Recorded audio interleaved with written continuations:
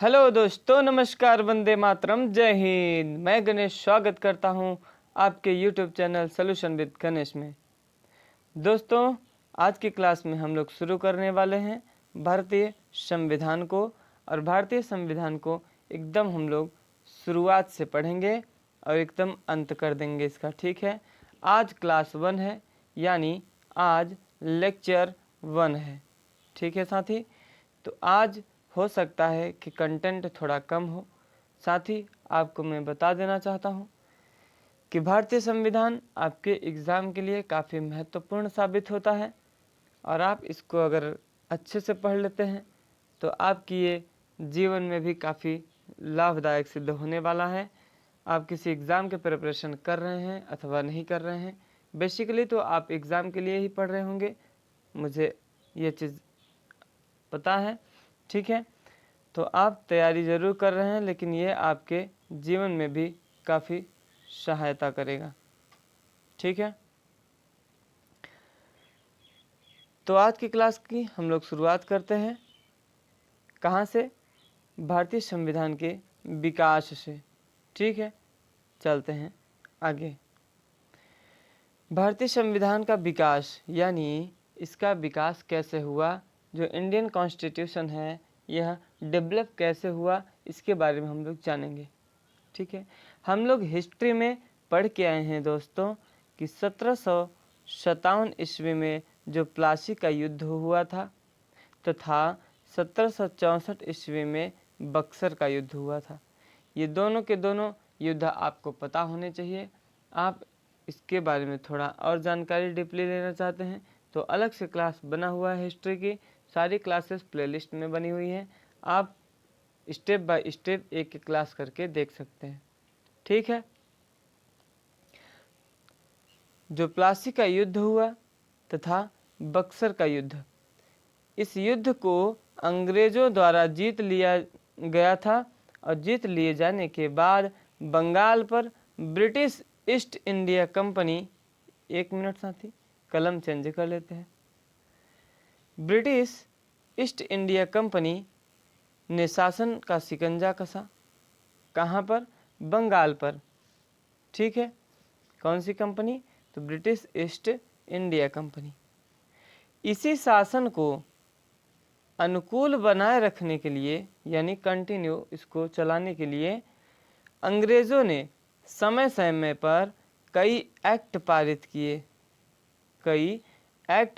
किए जो भारतीय संविधान के विकास की सीढ़ियाँ बनी, ठीक है। समझ सकते हैं आप कि भारतीय संविधान के विकास की सीढ़ियाँ का अर्थ यह होता है कि भारतीय संविधान कैसे कैसे बना, तो उसकी एक एक पायदान हम लोग जान लेते हैं, ठीक है। आगे बढ़ते हैं, एक्ट के बारे में जानते हैं। तो भारतीय संविधान के विकास में ही सबसे पहला एक्ट आता है अंग्रेजों द्वारा 1773 ईस्वी का रेगुलेटिंग एक्ट। जो 1773 ईस्वी का रेगुलेटिंग एक्ट होता है, इस अधिनियम के द्वारा बंगाल के गवर्नर जनरल को, बंगाल के गवर्नर जनरल, बंगाल के पहले क्या होते थे? गवर्नर। तो गवर्नर को क्या बनाया गया? बंगाल के गवर्नर को गवर्नर जनरल बना दिया गया, ठीक है। यानी पहले बंगाल के गवर्नर होते थे, ठीक है। यह पद हटा करके क्या कर दिया गया? गवर्नर जनरल कर दिया गया, ठीक है। इस एक्ट के तहत बंगाल का प्रथम गवर्नर जनरल कौन बना? Lord Warren Hasting. कौन बना? Lord Warren Hasting. यह बंगाल का प्रथम गवर्नर जनरल बना था।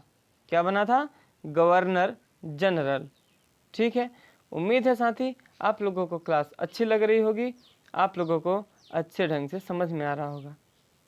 तो जो 1773 का रेगुलेटिंग एक्ट है, इसके बारे में और हम लोग जान लेते हैं। इस अधिनियम के अंतर्गत कोलकाता में 1774 ईस्वी में एक उच्चतम न्यायालय, यानी हाई कोर्ट नहीं, सुप्रीम कोर्ट की स्थापना की गई। कब? 1774 ईस्वी में। कहाँ पर? कोलकाता में। ठीक है। इसमें एक मुख्य न्यायाधीश और 3 अन्य न्यायाधीश हुआ करते थे। किसमें?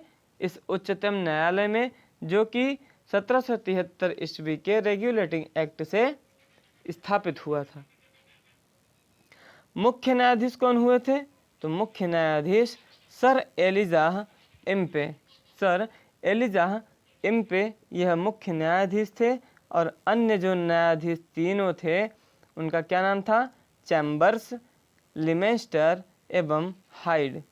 चैम्बर्स, लिमेस्टर एवं हाइड, ये 3 अन्य न्यायाधीश हुआ करते थे। क्लियर है? तो उम्मीद है साथी आप लोगों को समझ में आ रहा होगा। आज की क्लास में बस हम लोग थोड़ा सा जानेंगे, उसके बाद कल की क्लास से रेगुलर हम लोग डेली शाम 7 बजे इस क्लास को करेंगे। क्लियर है? अब हम लोग जानते हैं 1784 का पिट्स इंडिया एक्ट। 1784 का पिट्स इंडिया एक्ट। इस एक्ट के द्वारा दोहरी प्रशासन का प्रारंभ हुआ। इस एक्ट के द्वारा दोहरी प्रशासन का क्या हुआ? प्रारंभ हुआ। यानी 2 तरह के प्रशासन हुआ करते थे। कैसे कैसे? एक बोर्ड ऑफ डायरेक्टर्स, और ये किस लिए हुआ करते थे? व्यापारिक मामलों के लिए यह प्रशासन हुआ करते थे। ठीक है। इसके बाद दूसरा जो है यह बोर्ड ऑफ कंट्रोलर। ठीक है, बोर्ड ऑफ कंट्रोलर, यहाँ पर ऑफ रहेगा। ठीक है, बोर्ड ऑफ कंट्रोलर। राजनीतिक मामलों के लिए कौन सा बोर्ड था? Board of controller. ठीक है, यानी नियंत्रण बोर्ड आप कह सकते हैं। तो आगे चलते हैं और देखते हैं एक्ट के बारे में। 1784 के बाद 1793 ईस्वी का चार्टर अधिनियम आता है। चार्टर अधिनियम आता है और इस अधिनियम के द्वारा नियंत्रण बोर्ड, यानी जो आपका बोर्ड ऑफ कंट्रोलर था, यह इसके सदस्यों तथा कर्मचारियों को वेतन कहाँ से मिलता था? भारतीय राजस्व से देने की व्यवस्था की गई थी। ठीक है, कौन से अधिनियम से? 1793 के चार्टर अधिनियम से। ठीक है, इसके बाद आता है 1813 ईस्वी का चार्टर अधिनियम। 1813 ईस्वी का चार्टर अधिनियम आता है, जो कि ये भी आपके एग्जाम में काफ़ी पूछा जाता है। इस अधिनियम में ईस्ट इंडिया कंपनी के भारत के साथ व्यापार न करके चीन तथा पूर्वी देशों के साथ चाय की व्यापार के लिए 20 वर्षों के लिए क्या प्राप्त किया? अधिकार प्राप्त किया। कौन? East India company. भारत के साथ व्यापार नहीं किया, यानी भारत के साथ व्यापार करने जो होता था वो नहीं हुआ, बल्कि यह क्या किया? चीन तथा पूर्वी देशों के साथ अपना व्यापार चालू कर लिया। कितने वर्षों के लिए? 20 वर्षों के लिए। ठीक है, आगे चलते हैं। तो आज की क्लास में बस इतना ही साथी।